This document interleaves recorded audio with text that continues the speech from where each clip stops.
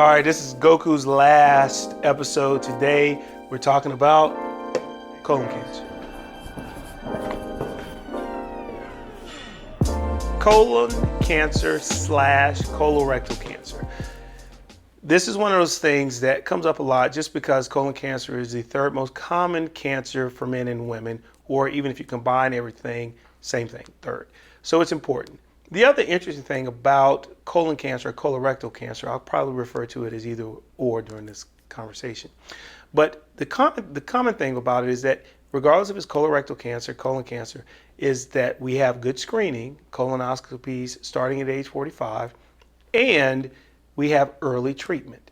This is one of the few cancers that if we are aggressive about screening, we can actually affect the number of people that are diagnosed with cancer. So that's why everyone always talks about colon cancer, colorectal cancer, screening at age 45. It used to be 50.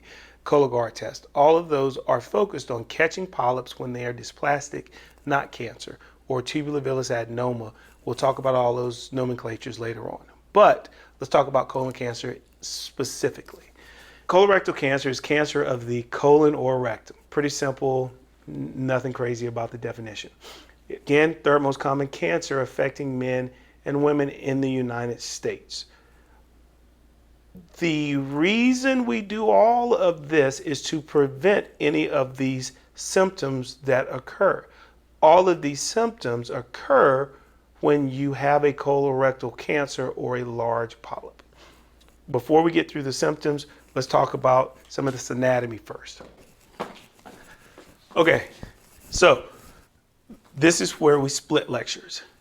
If you're watching this and it says medical student lecture across the top or somewhere here down in the bottom, if it says medical student lecture, then this is the long version. This may not be the one you want to go see if you're a patient. Now, if that turns into patient lecture, then this is where you need to be if you are a patient. So just kind of look here and see if it says medical student lecture or patient lecture. Whichever one it says, you're in the right video. If you're not a patient but a medical student and you want to go see the medical student video, look somewhere on YouTube and it'll be the exact same lecture, but it'll say whether it's a student lecture or patient lecture. Got it. Now back to our regularly scheduled program. Clack it a little louder. Colon cancer, take 2. Got it.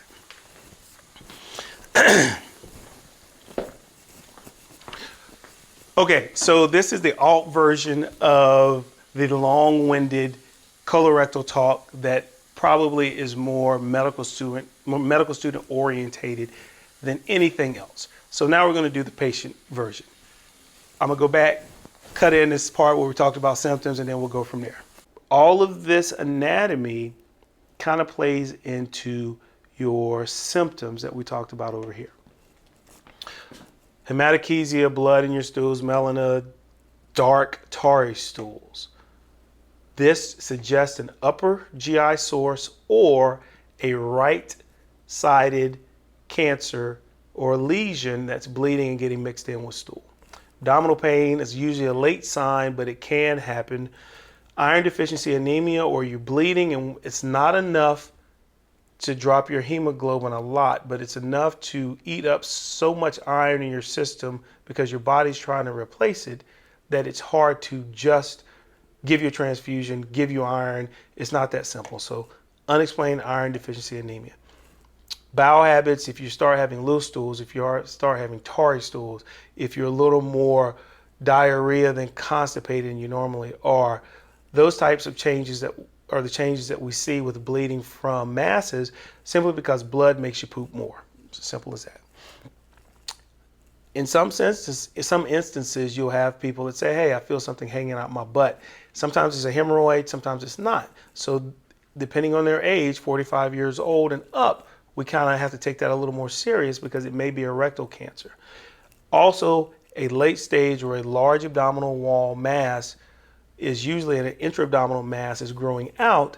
That can be a late stage finding or a sign and symptom that you have a colorectal cancer. Because remember, breast is number 1, lung is number 2, colorectal is number 3. So common things being common, if you have an abdominal mass and you haven't had a screening colonoscopy, it very well could be a colon cancer. As far as diagnosing these, colonoscopy is number 1. CT scan is a good extra modality if we're talking about preoperative treatment or just looking because you had an abdominal mass, unexplained anemia, or abdominal pain. That's usually when CT scan comes into play. It also comes into play if you're trying to do a laparoscopic colon resection as opposed to an open colon resection, and we'll get to that when we start talking about treatment. One thing that we also need to address is Cologuard or guaiac stool cards. Guaiac stool cards, what that does is tells us whether or not you have bleeding in your stool. That doesn't tell us if it's from an ulcer in your stomach. It doesn't tell us if it's from a polyp. It doesn't tell us if it's from a cancer. But it's a good place to start. These are typically those cards that you get at your doctor's office, and they either put it in a card and send it off, or they'll mail them to your house sometimes depending on your insurance. And you'll just put a little stool sample on it, send it in, and they'll test it. What they're looking for is iron or stool that should not normally be there. Because it's mucosa, there's always a little blood, but it's a microscopic amount that you see in stool. Once you start seeing enough that can turn these tests positive, that's when you got to start thinking about maybe getting a colonoscopy. The other one is Cologuard. Cologuard is a nice test. What it does is it looks for dysplastic cells in your stool sample. But remember, the trick is once you get to dysplasia, you've already gone past a polyp. You've already gone past a tubular-villus adenoma, and you have some dysplasia. So a Cologuard is not a good test to just do that and never do anything else. You probably need to have at least a base screening colonoscopy, and if you're negative from that point on, once every 10 years, using a Cologuard, if you have a strong family history to do screening in the meantime, is a reasonable option. Now we're going to talk about treatment of colorectal cancers. We're going to separate these out a little bit, and it's going to take a little time because there's one big difference between colon cancer and rectal cancer. When looking at anatomy, your doctor is going to say ascending colon, which is the same thing as a right colon. Transverse colon is always transverse colon. Left colon is descending colon. Sigmoid colon is sigmoid colon. Rectum is the lower part before the stuff goes into the toilet bowl. Now, right, transverse, left, sigmoid cancers are treated with surgery first and then chemotherapy if necessary, or chemotherapy if you have metastatic disease, okay? Otherwise, when you walk into your doctor's office and they say you have a right colon mass, a cecal mass, transverse colon cancer, spleniflexure colon cancer, sigmoid colon cancer, they're going to talk about surgery first. If you have rectal cancer, we're going to talk about chemotherapy and radiation first if it's big enough. If it's small enough, they can sometimes go in and get those without having to do big intra-abdominal surgery. So when you talk to the doctor, you want to make sure you ask them, is this a colon cancer or is this a rectal cancer? If it is a rectal cancer, you may have to have chemotherapy and radiation first. If it's not, and it's a colon cancer, you just go in, get that part removed, and then they will be able to tell you whether or not you need chemotherapy. Chemotherapy for colorectal cancer is based on nodal status primarily. The size of the tumor, the T status, which is size, N is node status, M is metastasis.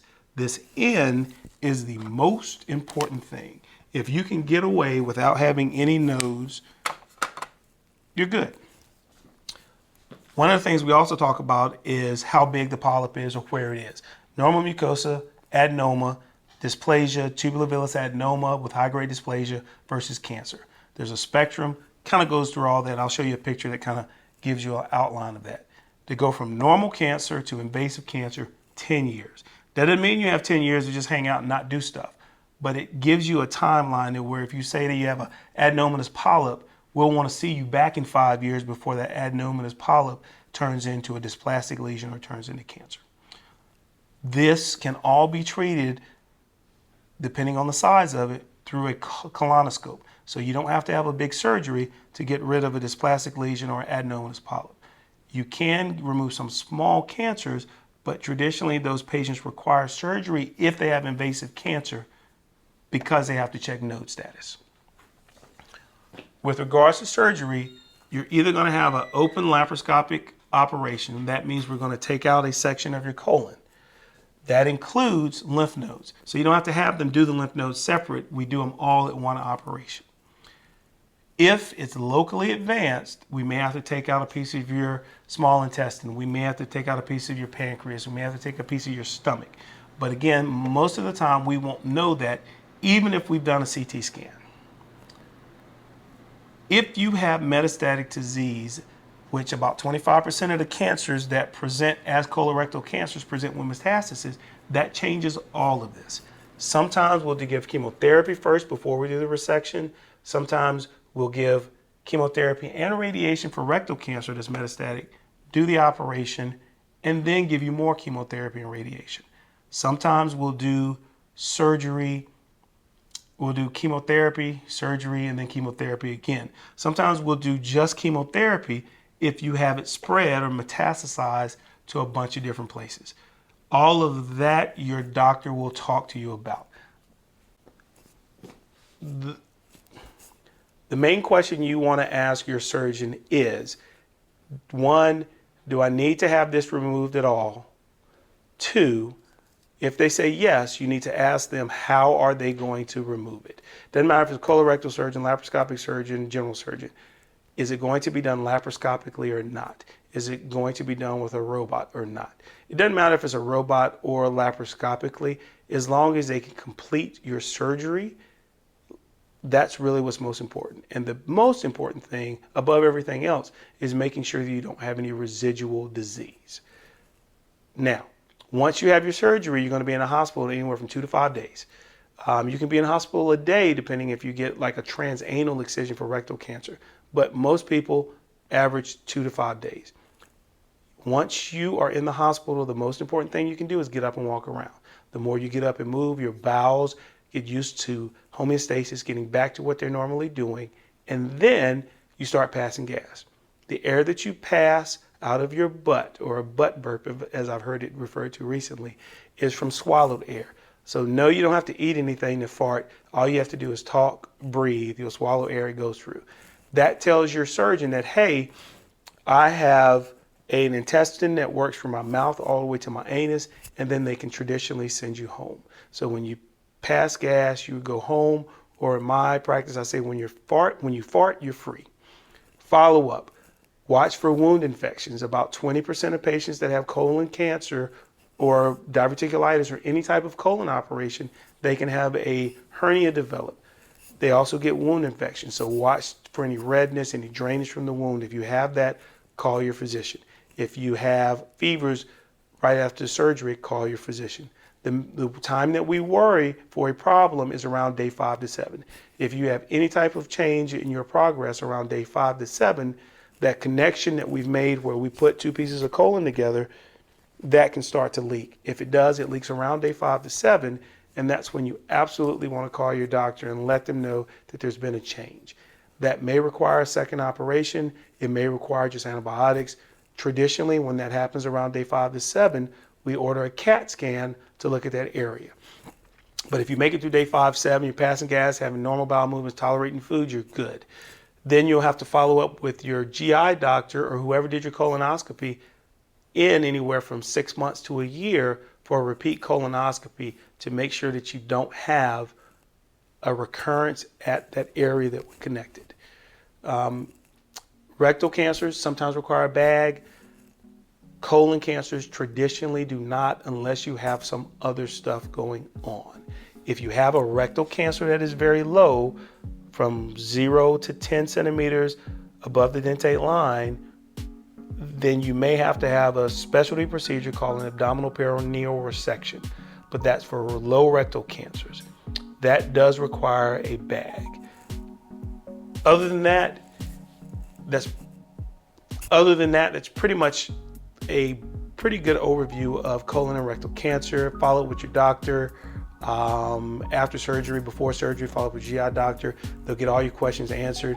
And if you have any questions, DM me, Instagram, follow me there, all that good stuff. We'll get your answers taken care of. If you want to know more, you can go to the medical student lecture and I'll bore you to death over there. All right, guys, take care.